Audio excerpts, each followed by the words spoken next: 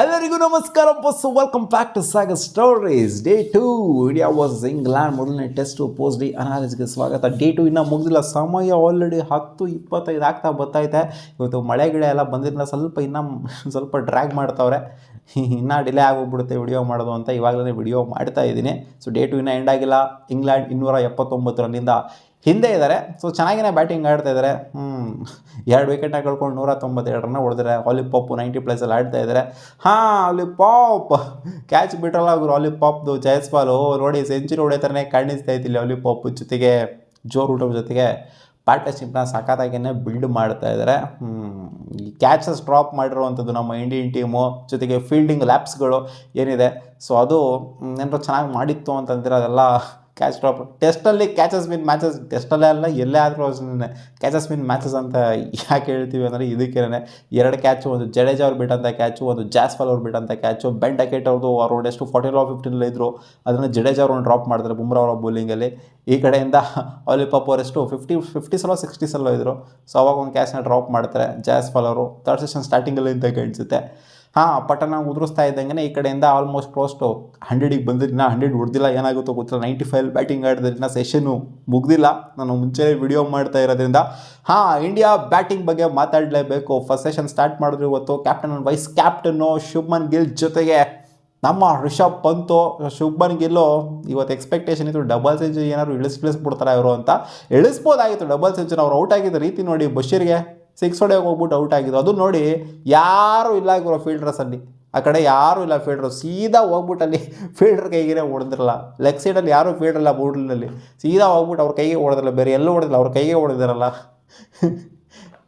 ಬಿಡಿ, ಅದೊಂಥರ ಆ ಶಾಟ್ ಹೊಡಿಬಾರ್ದಾಗಿತ್ತು. ನೆಲದ ಮೇಲೆ ಆಡಿತ್ತು ಅಂದರೆ ಖಂಡಿತ ಡಬಲ್ ಸೆಂಚುರಿ ಅಂತೂ ಶುಭ್ಮನ್ ಗಿಲ್ ಇಳಿಸ್ಬೋದಾಗಿತ್ತು. ಬಟ್ ಅವ್ರಿಗೆ ಟೆಂಪ್ಟ್ ಆಯಿತು ಅಂತ ಕಾಣಿಸುತ್ತೆ ಬಶೀರ್ ಅವರು.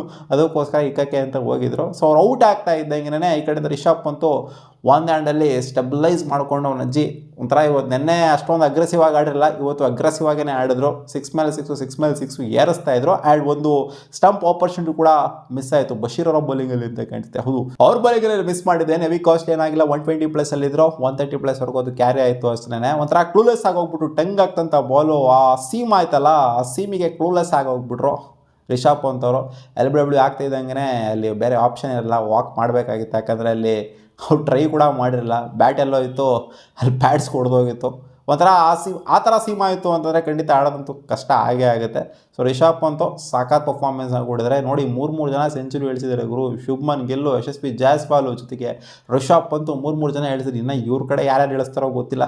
ಒಟ್ಟಲ್ಲಿ ಏನೋ ಗೊತ್ತಿಲ್ಲ ಇರೋಗುರು. 1 ನಿಮಿಷ ಸೆಂಚುರಿ ಬಂತ. 98 ಆಡಿದ್ರು ಆಲಿಪಾಪ್ ಅವ್ರ ಬ್ಯಾಟಿಂಗ್ನ. ಇವತ್ತೇ ಸೆಂಚುರಿ ಬರುವಂತಹ ಸಾಧ್ಯತೆ ಕಾಣಿಸ್ತಾ ಇದೆ. ಸೊ ಅವ್ರ ಕಡೆ ಒಬ್ಬರು ಸೆಂಚುರಿ ಏನಾದರೂ ಅಂತ ಕಡೆ. ಸೊ ಅವ್ರ ಕಡೆ ಇನ್ನೂ ಬ್ಯಾಟಿಂಗ್ ಇದೆ ಗುರು. ಇನ್ನು ಯಾರ್ಯಾರು ಸೆಂಚುರಿ ಇಳಿಸ್ತಾರೋ ಅಂತ ಗೊತ್ತಿಲ್ಲ. ಒಟ್ಟಿನಲ್ಲಿ ನಮ್ಮ ಕಡೆ ಅವರು 3 ಜನ ಸೆಂಚುರಿ ಹೊಡೆದ್ರ. ಸೊ ಇದು ಮೆಚ್ಕೊಬೇಕಾಗಿರೋದೇ. And 2 wicket back to back ಬಿತ್ತು ಗುರು ಫಸ್ಟ್ ಸೆಷನಲ್ಲಿ. ಅದೇ ಇನ್ನೇನು ಒಂದು 5 ನಿಮಿಷ ಇತ್ತು, ಅವಾಗ ಪಟ್ಟನ ಉದ್ರುಕೊಂಡೋಗಿದ್ದು. ಬೆನ್ ಸ್ಟೋಕ್ಸ್ ಅವರು ಬಂದ್ಬಿಟ್ಟು ವಿಕೆಟ್ನ ಎತ್ತಿದ್ದು. ನೆನ್ನೆನೂ ಕೂಡ ಅಷ್ಟೇ ಫಸ್ಟ್ ಸೆಷನ್ ಎಂಡಲ್ಲಿ ಟಕ್ ಅನ್ನಂಗೆ ವಿಕೆಟು.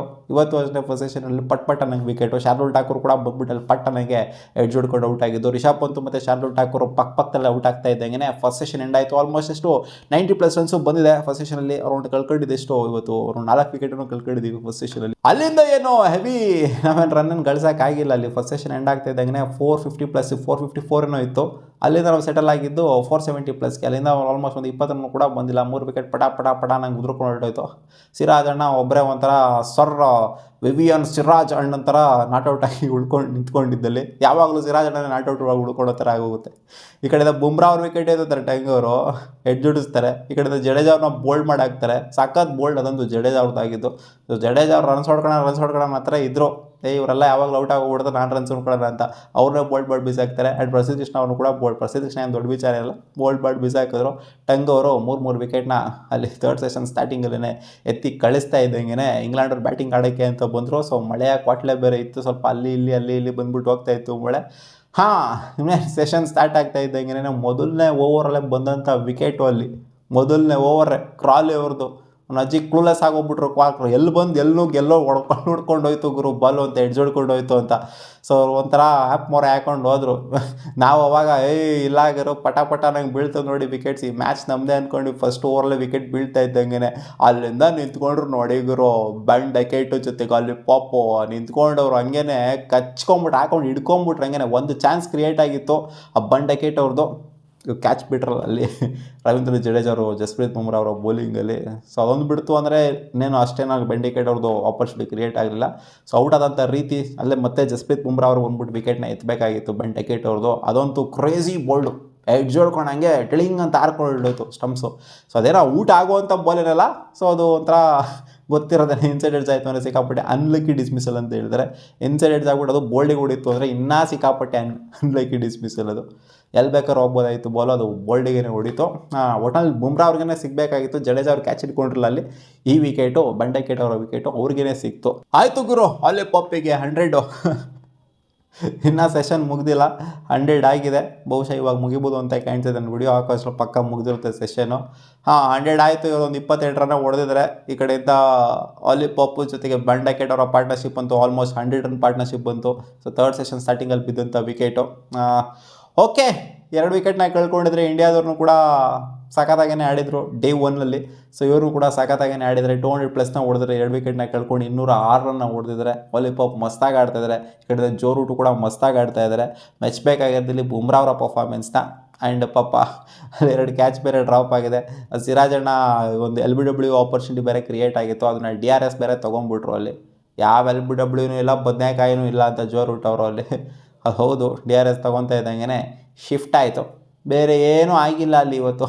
ಎಲ್ಲ ಇವತ್ತು ಒಂಥರ ಇಂಗ್ಲೆಂಡ್ ಅವ್ರ ಕಡೆನೇ ಇದೆ ಅಂತ ಹೇಳ್ಬೇಕು. ಇವಾಗ ಮ್ಯಾಚ್ ಇಂಗ್ಲೆಂಡ್ ಅವ್ರ ಕಡೆ ಕಂಪ್ಲೀಟ್ ಆಗಿದೆ ಅಂತಲ್ಲ, ಒಟ್ನಲ್ಲಿ ಬ್ಯಾಟಿಂಗ್ ಸಖತ್ತಾಗಿ ಆಡ್ತಾ ಇರೋದ್ರಿಂದ ಒಟ್ನಲ್ಲಿ ಇಂಗ್ಲೆಂಡ್ ಅವರು ಕೂಡ ಇವ್ರು 471 ಹೊಡೆದಿರೋದ್ರಿಂದ 471 ರನ್ನು ಮಗಳು ಹೊಡಿಬೋದು ಅಂತಲೇ ಅನ್ನಿಸ್ತದೆ ಇವಾಗಿನ ಸೀನ್ನ ನೋಡ್ತಂದ್ರೆ, ಕರೆಂಟ್ ಸೀನ್ನ ನೋಡ್ತಂದ್ರೆ. ಬಟ್ ನಾಳೆ ಫಸ್ಟ್ ಸೆಷನಲ್ಲಿ ಹಂಗೆ ಹಾಕೊಂಡು ಒಂದು 3-4 ವಿಕೆಟ್ ಎತ್ತಿತ್ತು ಅಂತಂದರೆ, ಇವ್ರಿಗೆ 3-4 ವಿಕೆಟೆಲ್ಲ ಬೇಗ ಆಲ್ ಔಟ್ ಮಾಡ್ತು ಅಂತಂದರೆ ಫಸ್ಟ್ ಸೆಷನಲ್ಲಿ ನಾವು ಲೀಡಲ್ಲಿ ತೊಗೊಬೋದಾಗುತ್ತೆ. ಅದೇನೋ ಲೀಡ್ನ ಬಿಟ್ಕೊಂಡು ಕೊಟ್ವಿ ಅಂತ ಅಂದರೆ ಈ ಮ್ಯಾಚ್ ಯಾಕೋ ಡ್ರಾ ಕಡೆಗೆ ಹೋಗೋದ್ರಲ್ಲಿ ಯಾಕೋ ಡೌಟ್ ಕಾಣಿಸ್ತಾ ಇಲ್ಲ. ಸೊ ನೋಡೋಣ ಏನಾಗುತ್ತೆ ಅಂತ. ಡೇ 2 ಎಂಡ್ ಆಗಿದೆ.